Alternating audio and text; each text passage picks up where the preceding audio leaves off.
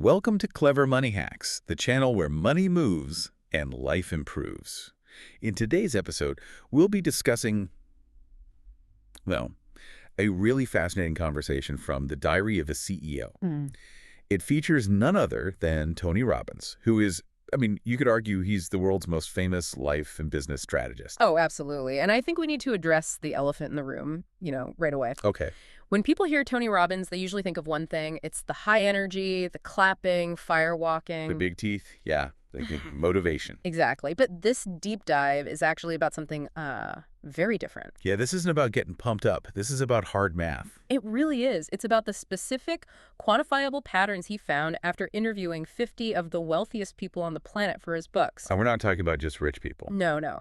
We are talking masters of the universe, Ray Dalio, Paul Tudor Jones, Carl Icahn, the people who don't just play the market, they basically are the market. So our mission today is to just, strip away all that rah-rah stuff. Get right down to the mechanics. Exactly. We want to unpack the actual mental shifts, the investment formulas that really separate the billionaires from the rest of us. Because it all starts with this fundamental split in how you see the world. It's a choice. Are you a consumer or are you an owner? That's the fork in the road. It's the crucial distinction. And to understand why that shift is so important, we have to go back to a story he tells about his own awakening. And it starts in a place you would not expect for a capitalist epiphany. Not at all. The USSR, back when it was still the Soviet Union. It's a wild setting. So set the scene for us. He's young here, right? He's just 24 years old. His career is just taking off. And his firewalking seminars, believe it or not, had gotten some attention over there. So they invited him as a guest. As a guest. And he describes taking this long train journey, basically the Trans-Siberian route from Moscow out to Siberia, a 2-week trip. And because he's this honored foreign guest, I imagine his experience on the train is very different from what's happening outside. A completely different universe. Inside the train, they're treating him like a king. He mentions eating caviar, drinking champagne. It's pure luxury. But then the train stops. It stops. And he looks out the window at these town squares, and the contrast it creates this huge cognitive dissonance. What does he see? He sees these massive lines, people just wrapped around the block, standing in the freezing cold. We're talking Siberian winter for hours. And not for the new iPhone. No, not for concert tickets. They're waiting for a quart of milk. They're waiting for a loaf of bread. Wow. He said that was the moment. He says it turned him into a capitalist right then and there. Because he realized that for all its flaws, the free enterprise system, it's what works. It's what feeds people because it's driven by incentives. Exactly. It rewards value creation. But, and this is where it gets really interesting, he argues that most of us living in that system, we don't actually understand the rules of the game we're in. He says we're sleeping at the wheel. We are participants, but we aren't players. We are not. We live in this free enterprise system, but we are conditioned from birth to be consumers. To buy the end product. Right, not the machine that makes the product. We trade our time for money, and then we just give that money to the owners. Yeah. And he uses this really painful example to illustrate it. Oh, this is the iPhone math. I think every listener needs to brace themselves for this one. It is a very sobering calculation. So let's run the numbers. Let's say you're an Apple loyalist, right? So I went through. The iPhone's been around for about 18 or 19 years now. If you're the person who bought every single new model that came out. The day it came out, full price. The day it came out, full retail price. You would have spent, get this, approximately $22,000. Okay, so you're out 22 grand, and what do you have to show for it today? A drawer full of junk, obsolete tech, e-waste, maybe a $50 trade-in credit. The money is gone. Oof. Right. Now flip the mindset. Let's say you become the owner. Instead of buying the phone, you took that exact same amount of money. The cost of the phone on that day. And you bought Apple stock with it. You didn't buy the product, you bought a piece of the company. You allocated capital instead of consuming it. Exactly. Today, that $22,000 investment would be worth approximately $326,000. That is staggering. It's life-changing money. It's the difference between being down 20 grand and being up $250,000. And it's the same company. The only thing that changed was your relationship to it. Are you funding the company or is the company funding you? That's the owner mindset in a nutshell. But okay, once you make that shift, you decide, I want to be an owner. You hit a wall. Investing is scary. Markets crash. How do you do it without losing your shirt? Well, this brings us to what he calls the core four principles. He asked all these titans, Dalio, Tudor Jones, for their secrets. Mhm. And he boiled it down to four specific patterns. And the first one is going to sound, incredibly simple, almost boring. Principle number one, don't lose money. It sounds like a cliche, doesn't it? Mm. Buy low, sell high, don't lose money. Yeah. Thanks. But he's not being metaphorical. There's a very specific mathematical reason the wealthy are obsessed with defense. It's the math of recovery. Okay, break that down, because I think people assume if you lose money, you make it back. It's not that simple. If you have $100,000 and you lose 50%, you're down to $50,000. Right. Now, to get back to where you started, how much of a return do you need? Most people think, oh, I lost 50, so I need to make 50 back. But 50% of 50 grand is only 25 grand. You're still at 75,000. You're deep in a hole. You are. To get from 50,000 back to 100,000, you have to double your money. You need a 100% return just to get back to even. And getting 100% return is not easy. It's incredibly difficult. It usually means taking huge risks. So the billionaires know if they dig that deep a hole, they might never climb out. That's why defense comes first. Which leads perfectly into principle number two. Because you can't just hide your money under a mattress. You have to invest. So how do you do it without that risk? This is the concept of asymmetric risk-reward. And this is my favorite one because it just debunks a huge myth. What's the myth? That billionaires are high rollers, Yeah. Cowboys taking giant risks for giant rewards. Little table image. Exactly. Robbins says it's the total opposite. They are incredibly risk-averse. They hunt for asymmetry. Define asymmetry for us in this context. Well, symmetry is one-to-one risk. I bet $1 to win $1. It's a coin flip. Asymmetry is when the potential upside is just massively higher than the downside. He tells that story about Paul Tudor Jones, right? He does, one of the greatest traders in history. Jones has a strict 5-to-1 rule. So he won't even look at a deal unless the math is 5-to-1. He won't risk $1 unless the math strongly suggests he can make 5. And the reason isn't just greed, it's defense. It goes back to rule number 1. Let's break down that math. Right. Because it's so liberating for anyone who's afraid of being wrong. Mm-hmm. If I risk $1 to make 5, I can be wrong 4 times in a row. Lose $1, lose $1, lose $1, lose $1. That's $4 down the drain. You look like a total failure. You've struck out 4 times. But on that 5th try, I win. I make $5. So I've lost 4, made 5. I'm still up $1. You can be wrong 80% of the time and still make a profit. That's how you stay in the game. You don't have to be perfect. You don't have to be a psychic. You just have to structure your bets so the winners more than pay for all the losers. Robbins gives an even more extreme example from the 2008 crisis. An investor who turned $30 million into $2 billion. $2 billion. In the middle of the worst crash of our lifetimes. And he did it using these synthetic bets against real estate. So without getting too deep in the weeds, what was the risk profile there? It was asymmetry in the extreme. He was risking something like 6 cents to make $1. Wow. He was basically buying insurance on subprime mortgages. If they didn't fail, he lost his 6 cents. A tiny loss. But if the whole housing market collapsed? The payout was astronomical. That's not gambling. Gambling is when the house has the edge. This is calculated math where the upside just dwarfs the downside. Okay, so we have don't lose money and asymmetric risk. Principle 3 was asset allocation, which they called avoiding the kiss of death. Right, and we can touch on this one quickly because most people know it. Diversification. Don't put all your eggs in one basket. Exactly. If all your money is in your own business or all in crypto, you're breaking rule number 1 because one bad event can wipe you out. But principle number 4, this is where it gets advanced. Robbins calls this the holy grail of investing, and it came from Ray Dalio. This is all about uncorrelated investments. We hear that word correlated a lot. What does it actually mean for you as an investor? Well, think of it this way. If you own a sunglass company and a sunscreen company, those are correlated. If it rains for a month, they both suffer. Okay. And in the stock market, you might buy Apple and Microsoft and think you're diversified.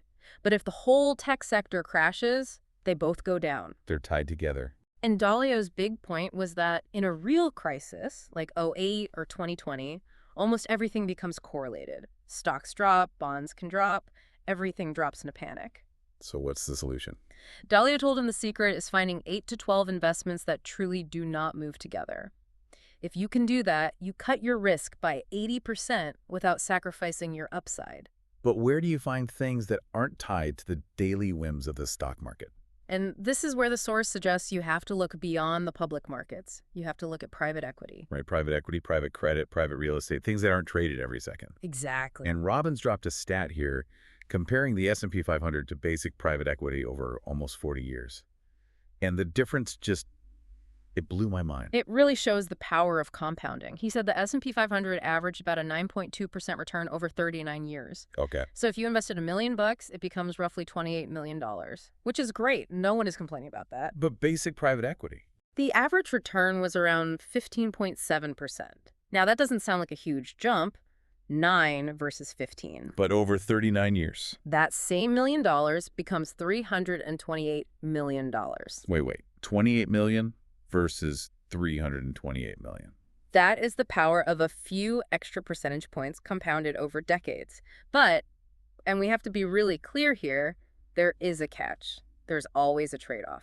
And what's the trade-off? Why isn't everyone doing this? Liquidity. It's called liquidity. If you own Apple stock and you have an emergency, you can sell it in 3 seconds on your phone. You get your cash right away. With private equity, your money is locked up. It could be for 5, 7, 10 years while the firm is working on its investment. So you're basically getting paid a premium, that extra return, because you're willing to give up access to your money. That's exactly it. It's the illiquidity premium. And it also protects you from yourself because you can't panic and sell at the bottom of the market.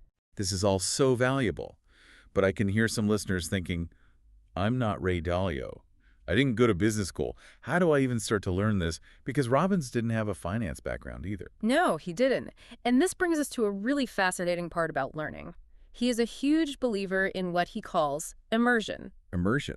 He argues that the traditional way we learn an hour here, an hour there, is actually the least effective way to learn something complex. He used that language analogy, right? Ah. He asks, did you take a language in high school? And for most of us, the answer is yes, and we remember basically nothing. How to ask for the bathroom, and that's about it. Right, because it was in these small, low-intensity doses. He says if he wanted to teach you Italian, he wouldn't put you in a classroom. He'd drop you in Rome for 90 days with no money and no English speakers. Sink or swim. It's forced adaptation. Your brain has to learn. And he applies that to finance. He doesn't just read a book for 20 minutes before bed. No, he goes all in. He'll spend 12 to 15 hours a day, for days on end, just completely immersing himself until he reaches what he calls a peak state. He compares it to how we form memories during trauma, like how everyone remembers where they were on 9/11. The emotional intensity locks it in. He's trying to replicate that neuroassociation, but for learning. You compress time, do a semester's worth of work in a week, and it becomes a part of you. So the takeaway is, if you really want to master this, don't just dabble. Take a weekend, take a week, and just drown yourself in it until it clicks. It's rapid tempo learning. In a world that changes this fast, you have to. I want to shift to the last part of this because we've covered all the head stuff, the math, the strategies, but the conversation ends on the heart. And honestly, this part really surprised me. It does. It gets surprisingly emotional. They start talking about Mark Benioff, the founder of Salesforce. I mean, I knew Salesforce was a tech giant, but I had no idea the origin story involved Tony Robbins. It does. Robbins shares this letter he got from Benioff. Basically, Benioff was at Oracle, doing really well, but felt totally unfulfilled. He goes to a Robbins seminar, has this epiphany about what his life should be about, and that gives him the push he needs to leave a safe job and start Salesforce. Which is now, what, a $40 billion a year company? But Robbins didn't focus on the money. He focused on the kind of CEO Benioff became. He calls him a social CEO. And there's a specific story that illustrates this perfectly. So Robbins is in San Francisco in the Tenderloin district. Which could be a very rough area. Very difficult area. And he hears about these nuns who run a soup kitchen there. They're feeding the homeless, doing the work no one else wants to do. Okay. And they're being evicted. The landlord is kicking them out. So Robbins calls the landlord and says, look, I'll pay their lease for the rest of the year. Just let them stay. So he solves the immediate problem, but that's not the end of it. No. He finds out the nuns want a permanent solution. They want to buy a building so this can never happen again. And he asks the head nun how she plans to afford San Francisco real estate. Which is astronomical. And she just says, God will provide. And in this case, God was Tony Robbins and Mark Benioff. Pretty much. Robbins puts up a big chunk of money himself, $1 million or so, but he needs a partner. So he calls Benioff. Now, usually when you ask a billionaire for $1 million, there's a process, right? Yeah. A pitch deck, a foundation. Oh, yeah, a whole song and dance. But Benioff didn't hesitate. Robbins explained the situation, the nuns, the eviction, and Benioff just said, I'm in, match me, and they bought them the building. Wow. And that brings us to the final and maybe the most important pattern of the wealthy. What actually drives these people? If you already have billions, why keep working? You've won the game. What is it? It's what Robbins calls hunger. Huh. And he makes this really crucial distinction. He says money gets boring, it becomes familiar, and once we're used to something, it stops motivating us. The private jet eventually just feels like a bus. He brought up Richard Branson. The guy is in his 70s, lives on a private island. He could just be done. But he's working harder than ever because his hunger isn't for consumption, it's a hunger to contribute. Do more, give more, be more. Robbins believes that is the single common denominator. Intelligence is common, talent is common, but an unquenchable hunger to contribute, that is rare. And it all brings us full circle, doesn't it? Back to that owner mindset. It does. A consumer takes value.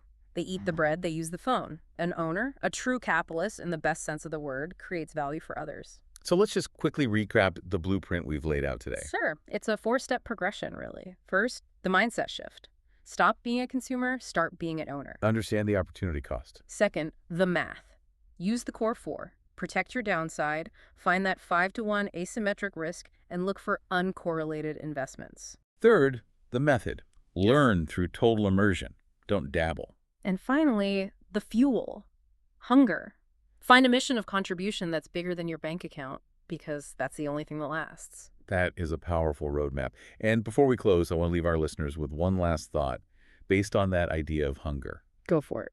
If it's true that money eventually loses its power to motivate you, Yeah.